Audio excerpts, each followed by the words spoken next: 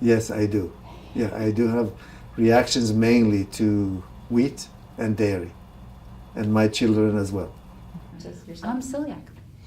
I have celiac disease. Being gluten-free in general. Either. That you don't know how crappy you're feeling until you take gluten out of your diet.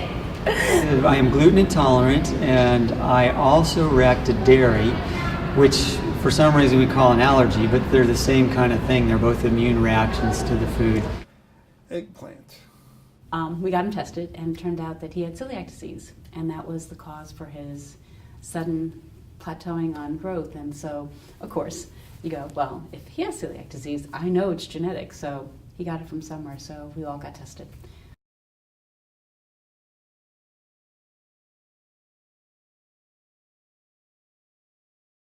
Name is Mike Snow. We are in Leesburg, Virginia. I have a farm, a Willowsford farm,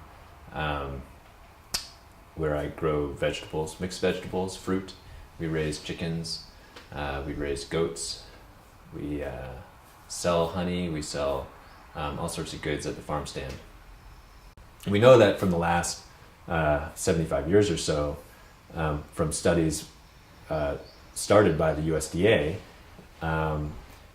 that the nutritional content of foods, of raw vegetables, is not what it used to be. So a carrot that's taken off the shelf, analyzed for major nutrients and major vitamins, now on average shows maybe a quarter to a half of the nutritional content that it used to. And that's a sort of a common theme, whether it's always that percent, I don't know, but what does that mean? It means that you have to eat 4 times as many carrots. Who's going to do that? But we think that by raising a crop that's healthier in the first place, and that where we focus on making sure that it has the proper nutrition, that we have a higher quality product, and make people feel better. They don't have to eat as much to feel full and to feel physically satisfied. It becomes a quality issue. Genetic engineering is a new thing where we're able to splice genes from one species of all of the species, right, on the planet, and splice that into another species. So completely different kingdoms even. That's something that wouldn't be able to happen without us, or without certain viruses that are used to actually transfer the genetic, the genetics from the one species to the other. That's sort of the difference between genetic engineering and any kind of traditional plant breeding. I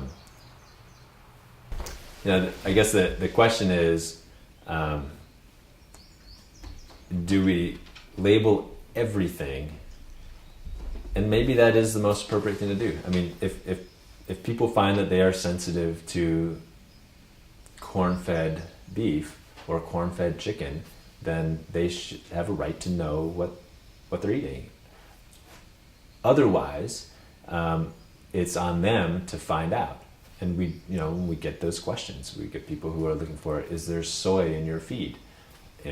Yes, right now there's soy in our feed. If more people say they want soy-free feed for the chickens, then glad to grow it, or glad to raise them on that. It costs us a lot more, and so we're going to have to pass that cost on. If people are willing to pay for it, I'm glad to do it. I don't have a problem with that.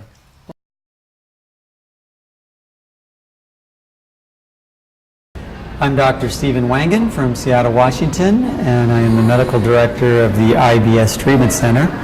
We're located in Los Angeles as well as Seattle. I wrote a book called Healthier Without Wheat.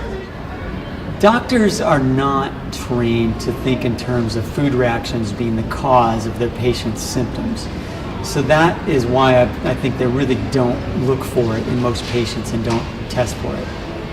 If you have a car problem and you go to the mechanic, they don't say, gee, I'm really sorry you've got an irritable car, it's just not running well, right? You've just got bad car syndrome. But we buy that with our doctors. We just go in and they give you some syndrome, some label. And they go, oh, okay, I guess I'm screwed. And I have bad genes, and I'm just going to have to live with this for the rest of my life, or until it goes away. Well, you'd never put up with that with your car, right? You take your car and you go, what do you mean you can't fix this? You can't make this thing run the way it's supposed to run? I'm going to go somewhere else, right? You're going to go somewhere else. You're going to be upset. You're going to figure out, find somebody who can solve the problem. You need to treat your medical system the same way. Doctors the same way. Don't give these people too much power. If they can't help you, then find other people who can. The number of people that have a food allergy or a food intolerance is probably staggering. We don't really have statistics on this, but in my estimation, it's probably half the population.